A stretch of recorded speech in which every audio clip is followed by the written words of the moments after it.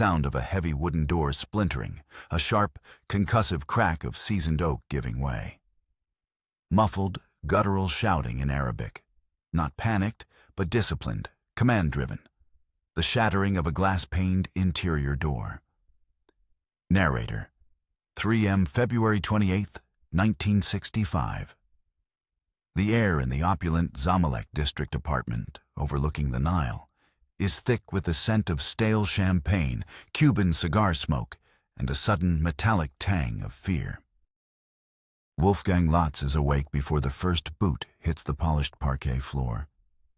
His heart doesn't race. It goes cold, contracting into a dense, heavy knot in his chest. A professional calm, drilled into him by years of training at Mossad's Midrasha, descends.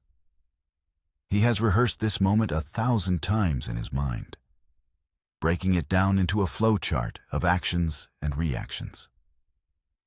This is the Kabdan, the knock of the state security services. The shouting outside his bedroom door is precise, clipped. These are not common criminals, not a mob. This is the Mukhabarat al-A'ama, Egyptian General Intelligence. He glances at his wife, Waltraud. Her eyes are wide in the dim light, filtering in from the street, reflecting a terror he cannot afford to show. For her, this is a violent home invasion in a foreign country. For him, it is the inevitable checkmate at the end of a grueling 4-year chess match. The bedroom door bursts open, not kicked in a display of brute force. Breached with a hydraulic tool, a clean, efficient pop. 6 men, maybe 7, pour into the room. They wear nondescript civilian suits, but move with the fluid, predatory economy of trained soldiers. Their faces are stone, devoid of emotion.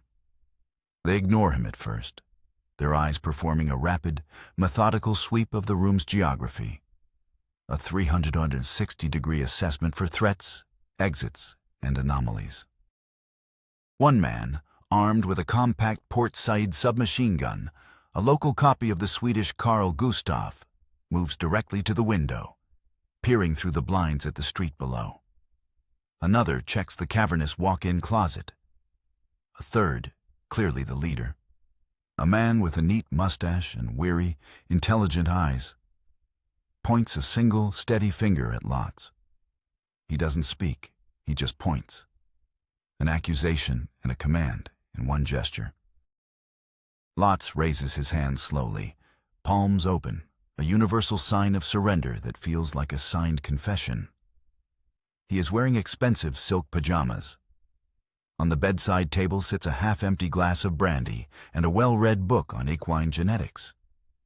He is Wolfgang Lotz, the fabulously wealthy German horse breeder and businessman, the toast of Cairo society, an intimate friend to army generals, police chiefs, and government ministers. He is a man known for his lavish, alcohol-fueled parties, his imported German sausages, his encyclopedic knowledge of dressage, and his boisterous, often told, and entirely fabricated, stories of his time as a captain in Rommel's Africa Corps. He is also a lie. A meticulously constructed, state-sponsored fabrication. His entire identity is an operational asset. The men begin to tear the apartment apart. They are not searching randomly. They move with a chilling purpose, a clear intelligence of what they are looking for. One team goes straight to the living room, another to his study. The team in the bedroom pulls the king-sized mattress off the bed, slashes the brocade upholstery on the antique chairs with combat knives. The leader watches Lotz, his expression unreadable. Then, a sharp shout from the ensuite bathroom. "Yabasha! Henna!" "Sir, in here." A junior officer emerges, holding a set of bathroom scales. It's a common German brand, Sohnli. Heavy, chrome-plated, a picture of mundane domestic utility. The officer hands it to the leader, who examines it with an expert's curiosity. He turns it over. On the bottom, a small, almost invisible seam along the edge of the rubber footing. It is a masterful piece of concealment. He takes a thin, stiletto-like knife from his jacket pocket and with surgical precision pries the base plate open. Inside, nestled in custom-cut shock-absorbent foam padding, is a compact, military-grade Morse code transmitter. The Hella 3.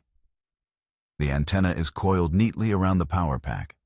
The mercury cell batteries are still warm to the touch. The leader holds it up for lots to see. There is no triumph in his eyes. Just the quiet satisfaction of a professional confirming a well-founded suspicion. The game is over. The Champagne spy, Mossad Katsazeev Gur Aryeh, has just sent his last message. The intelligence he provided over 4 years would prove decisive in the coming 6-day war, giving Israel a detailed map of Egypt's military infrastructure and psychological vulnerabilities. But on this night, in this room, none of that matters. All that matters is the cold metal of the transmitter and the profound, suffocating silence that follows its discovery.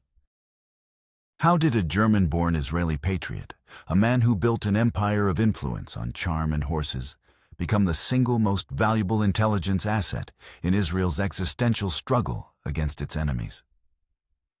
To understand the arrest, you must first understand the threat.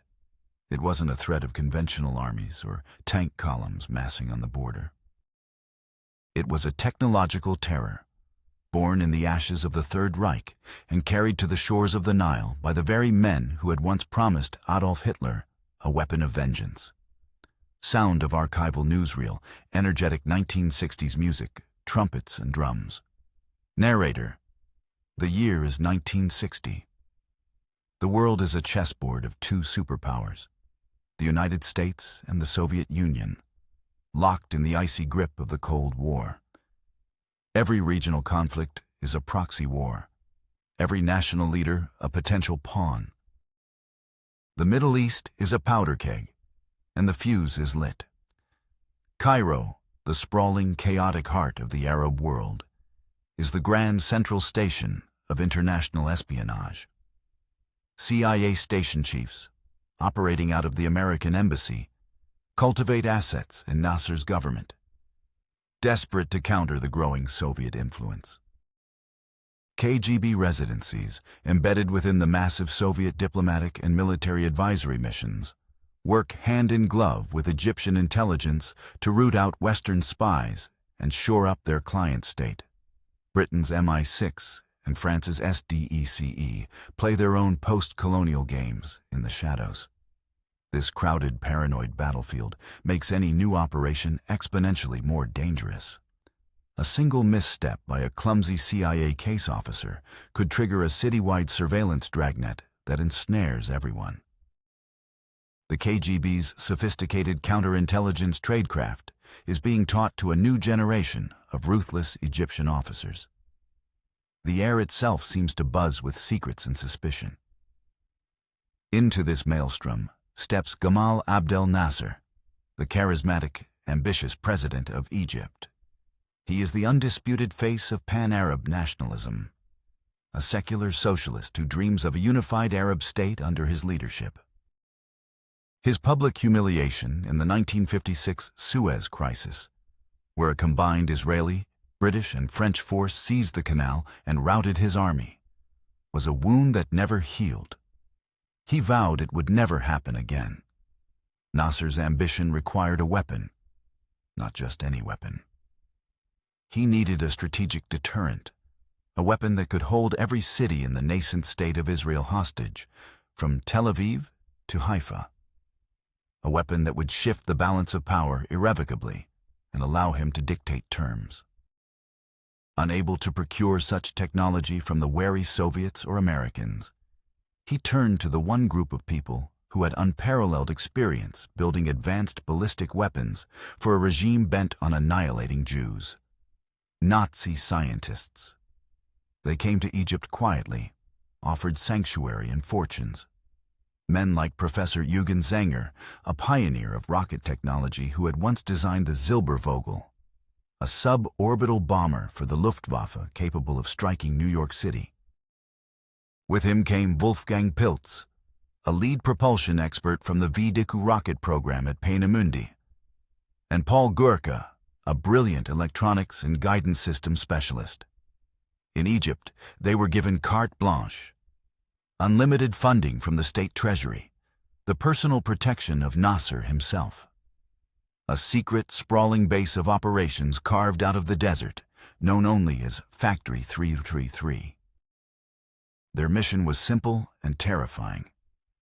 Build a fleet of medium-range ballistic missiles capable of carrying chemical, biological, or conventional warheads. The program was a black box. Israeli intelligence, Mossad, knew it existed. They knew the names of the key German players, but they didn't know the specifics. How many missiles? What was their true range? What was their circular error probable, their accuracy? What kind of warheads could they carry? Most critically, where were the hardened launch sites being constructed? Without this information, Israel was flying blind, living under the shadow of a weapon it could not see, could not quantify, and could not stop. The man tasked with peering into this black box was Yasser Harel, the legendary director of Mossad, known simply as Mamoun, the one in charge. Harel was short, unassuming, but possessed a will of iron and a mind of chilling clarity. He was the architect of Israel's intelligence services, the man who had personally overseen the audacious capture of Adolf Eichmann in Argentina just months earlier. Harel's operational philosophy was built on audacity, creativity, and the primacy of human intelligence, or HUMINT. He believed that no technical problem was unsolvable if you found the right person to solve it. His first attempt to solve the missile problem was direct and brutal. It was codenamed Operation Damocles. Mossad agents operating in Europe began a campaign of targeted intimidation against the German scientists and their supply chain. Letter bombs were sent to their offices in Germany. One, addressed to Factory 333's procurement office in Munich, killed 5 Egyptian workers. Another package exploded in the face of Professor Senger's secretary, Heidi Gurka, permanently disfiguring her. In September 1962, a Mossad hit team assassinated Heinz Krug, a German middleman procuring crucial missile components, his body dissolved in acid and dumped in a forest. The operation was effective in sowing fear, but it was a strategic failure. It didn't stop the program.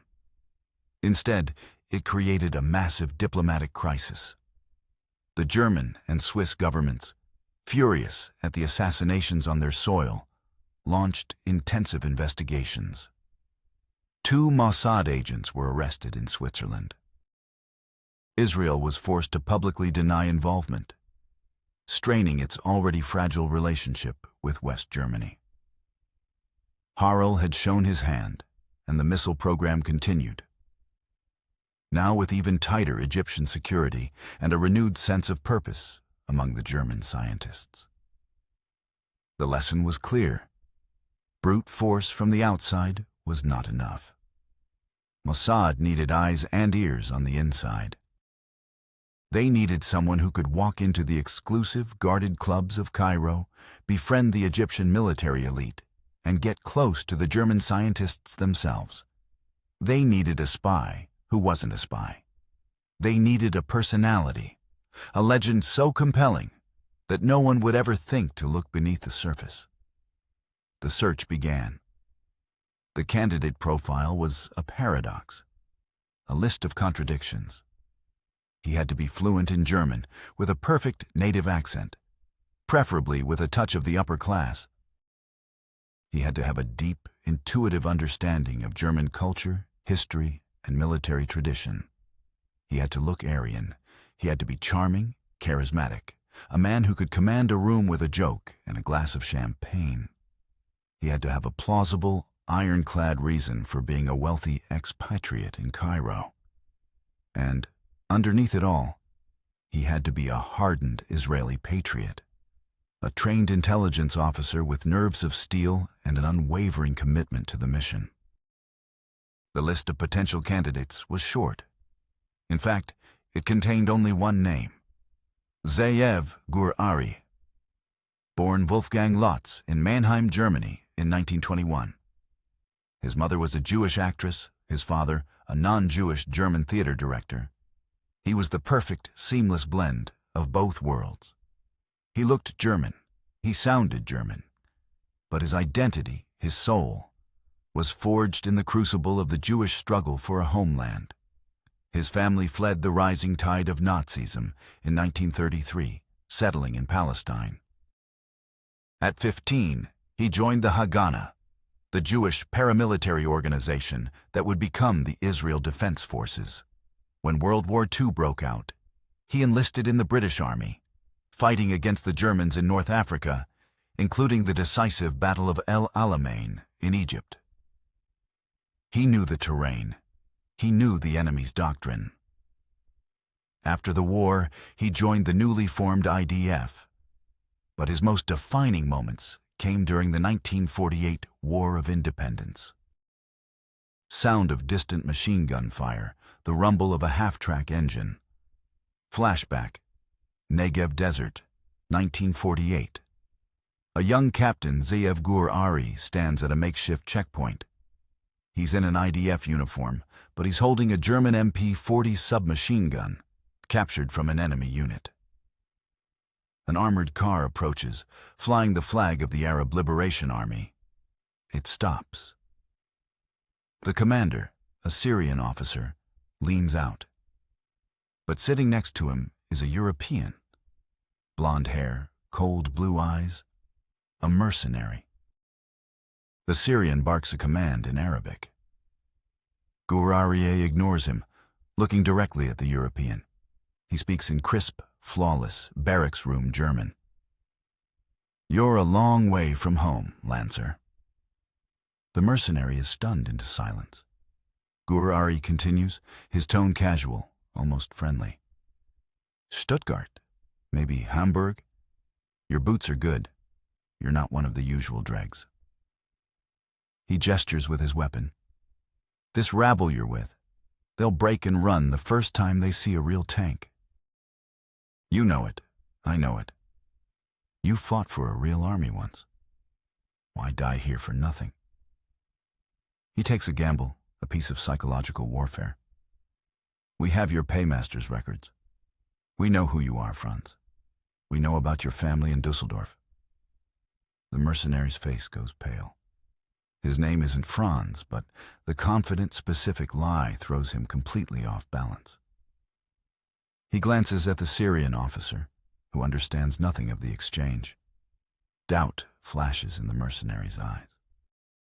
In that instant, he is no longer a threat. He is a man thinking about his own survival.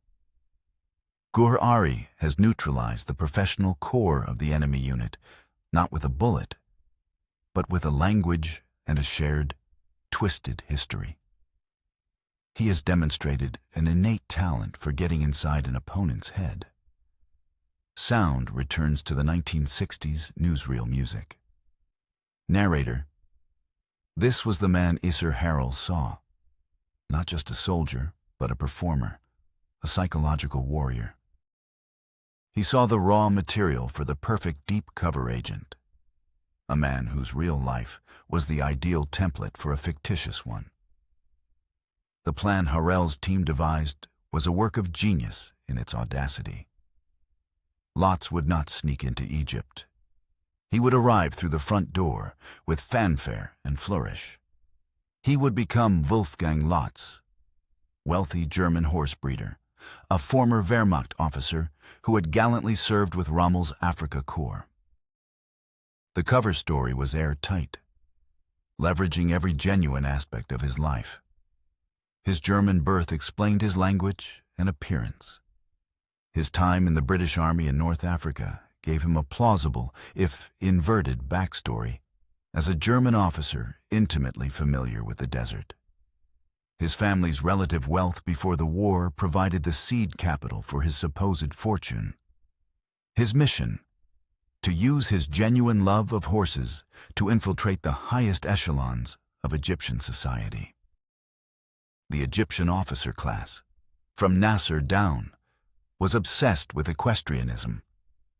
A man who could provide them with the finest German horses, who could teach their children the finer points of riding, would be welcomed not as a foreigner, but as a peer. He would hide in plain sight, his ostentatious, party-filled lifestyle a form of camouflage. He would be the champagne spy. The transformation began. For nearly a year, Lotz lived in Germany, not just relearning the country of his birth, but re-inhabiting it. He immersed himself in its post-war politics, its economic miracle, its culture, its slang. Mossad, through a front company, established a legitimate horse breeding farm for him outside Frankfurt. He learned the business from the ground up: bloodlines, training regimens, veterinary science, the complex logistics of international transport.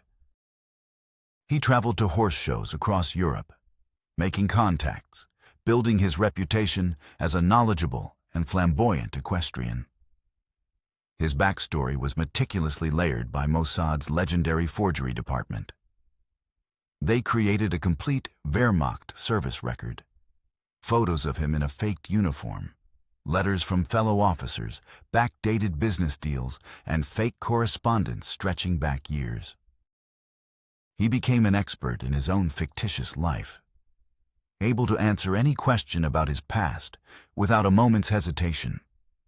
He also underwent intensive spycraft training: covert communication, dead drop protocols, advanced surveillance detection routes, microphotography. Mossad's quartermasters, the wizards of the technical division, designed his tools. A sophisticated, high-speed burst transmitter was concealed within the Sinlay bathroom scales. A miniature camera, the Micron 2, was hidden inside a gold Dunhill cigarette lighter. Tiny, encrypted one-time pads for decoding messages could be hidden in the hollowed-out heel of a riding boot. Every gadget was a bespoke solution to a specific problem of operating in a hostile police state. One final, unplanned piece was needed. On a train journey in Germany, Lotz, in character as the wealthy businessman, met a beautiful, charming German woman named Waltraud Neumann. They fell in love. For months, he maintained the charade. Then, one day, in a safe house, he told her the truth. He was not Wolfgang Lotz, horse breeder. He was Zeev Gur Ari, an Israeli intelligence officer. His mission was to move to Egypt, a country at war with his own, and spy on its government. He asked her to marry him and come with him. It was an unimaginable risk. If she refused, she knew his secret, a secret that could get him killed. If she accepted, she was stepping into a life of constant, terrifying deception. Waltraud, against all logic, accepted. She would become a willing and crucial partner in the operation. She would be the one to charm the wives of his targets, to listen to the valuable gossip at social functions, to provide the perfect, unassailable picture of a happy, high-society expatriate couple. In 1961, Wolfgang and Waltraud Lotz arrived in Cairo. They didn't come quietly. They shipped over a magnificent black stallion named Argos, a creature of breathtaking beauty and power. They rented a lavish apartment in Zamalek, known for its population of diplomats and wealthy foreigners. Lotz immediately made a splash. He joined the exclusive Gezira Sporting Club, the playground of Egypt's rich and powerful. He threw parties that quickly became legendary. The Dom Pérignon flowed. The food was exquisite. He was loud, opinionated, and endlessly charming.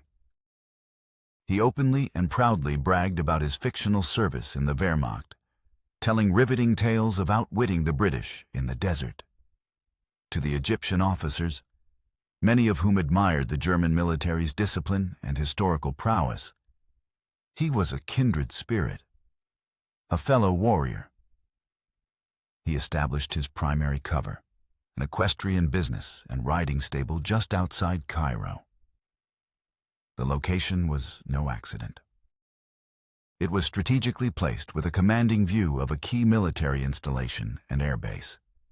His business was a front, but it was a real, functioning, and profitable business. He imported champion horses, he gave riding lessons, and his clientele was a who's who of the Egyptian establishment. His first major contact was Colonel Al-Sayed, the commandant of a nearby cavalry school. Lotz impressed him with his profound knowledge of horses and his equally profound ability to hold his liquor. Soon, they were riding together regularly. Through Al-Sayed, Lotz met other officers, generals, police chiefs, men with direct access to the secrets Israel desperately needed. The horse was his skeleton key. On long, punishing rides through the desert, conversations would turn from equine bloodlines to military matters. A casual complaint from a general about the poor performance of new Soviet-supplied T-54 tanks. A remark from a police chief about a new security zone being established around a desert construction site. A mention of German engineers visiting a particular Air Force base. Lotz was a sponge, absorbing every detail, every nuance, every name. At night, he would retreat to his study, meticulously recording everything he had heard in a coded shorthand. His reports to Tel Aviv were a treasure trove. He identified the commander of Egypt's air defenses. He provided the locations of secret underground fuel and ammunition depots. He mapped out the entire command structure of the Egyptian army in the Sinai Peninsula. But the main target remained the missile program. Getting close to the German scientists was harder. They were kept isolated, under constant guard by a special branch of the Mukhabarat. They didn't frequent the same social circles as the military elite. Lotz used his Germanness as his weapon. He organized events at the German Cultural Center. He hosted Oktoberfest parties at his home, complete with bratwurst and barrels of Löwenbräu beer he had specially flown in. He became a central, unifying figure in the lonely German expatriate community. And slowly, the scientists started to come to him. They were homesick, culturally isolated, and surrounded by a bureaucracy they didn't understand. Lotz offered them a taste of home. He spoke their language, shared their jokes, and most importantly, he listened. He never asked direct questions about their work. Instead, he would complain bitterly about the Egyptian bureaucracy, a topic they all could relate to. Over glasses of schnapps, they would vent their own frustrations. A complaint from an engineer about a shipment of specialized gyroscopes from a Swiss firm being held up at customs. An argument with an Egyptian general over the precise concrete mixture required for a new launch pad silo. Each complaint was a golden nugget of intelligence. Lotz learned the internal politics of the missile program. He learned the names of the key Egyptian military liaisons. He learned about critical technical setbacks and production delays. But it was all secondhand. Mossad needed more. They needed a source inside Factory 33 itself. The directive from Tel Aviv was clear. Recruit a local asset. It was the most dangerous task an agent could undertake. Lotz began a painstaking process of identification. Using his social connections, he obtained a list of Egyptian technicians working on non-sensitive aspects of the project. He focused on men with potential vulnerabilities: debt, a sick family member, a grudge against a superior. He found his man in Farid al-Masri. Farid was a mid-level electronics technician, responsible for testing diagnostic equipment. He was brilliant, but perpetually passed over for promotion. His son had a congenital heart condition requiring expensive surgery abroad. Lotz arranged a chance meeting at a cafe, pretending to mistake Farid for a German acquaintance. He was charming, apologetic, and bought him a coffee. A week later, another chance meeting. This time, Lotz steered the conversation to Farid's family, his son. He was sympathetic, a wealthy European offering a listening ear.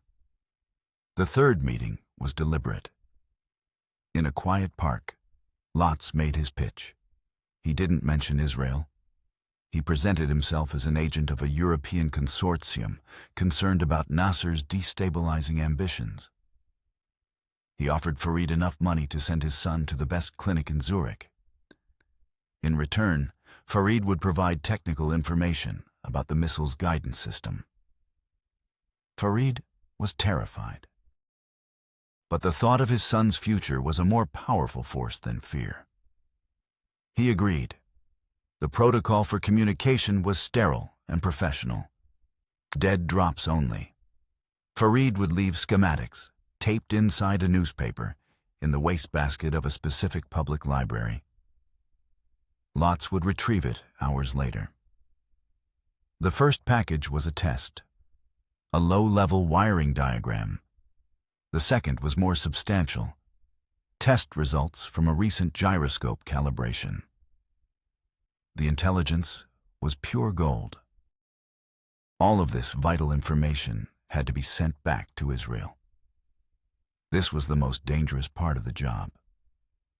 Twice a week, in the dead of night, while Waltraud stood watch, Lotz would lock himself in his bathroom. He would open the back of the scales, uncoil the thin, nearly invisible antenna wire, and string it up. He would connect the power, put on a set of headphones, and tap out his message in high-speed Morse code. Each transmission was a compressed burst, lasting only a few minutes, designed to be too short for Egyptian radio direction finders to get a precise lock. But one sweltering August night, a new complication arose. He was halfway through transmitting Farid's latest data, a critical report on a recurring failure in the rocket's telemetry system, when the Hella 3 transmitter went dead. Just silence. He checked the connections. Nothing. The mercury cell batteries were fresh. He felt a surge of cold panic. The information was time-sensitive. Missing a scheduled transmission would trigger alarm bells in Tel Aviv. He had to diagnose the problem, alone, with no tools. The next day, he waited by his shortwave radio, listening to the BBC World Service. After the news, a program of European classical music came on. The announcer, in a clipped British accent, read out a list of listener requests. It was a standard broadcast, heard by millions. But the third piece requested was Beethoven's Symphony No. 5, second movement, for Klaus in Hamburg. It was a code. Klaus meant a technical problem. The second movement meant the power converter. A Mossad engineer in Tel Aviv was telling him, through the BBC, where the fault likely was. The next day, the announcer read another request. Schubert's Unfinished Symphony, for Klaus, who should check the C7 capacitor. Lotz, using a pair of tweezers and a magnifying glass, opened the transmitter's delicate guts.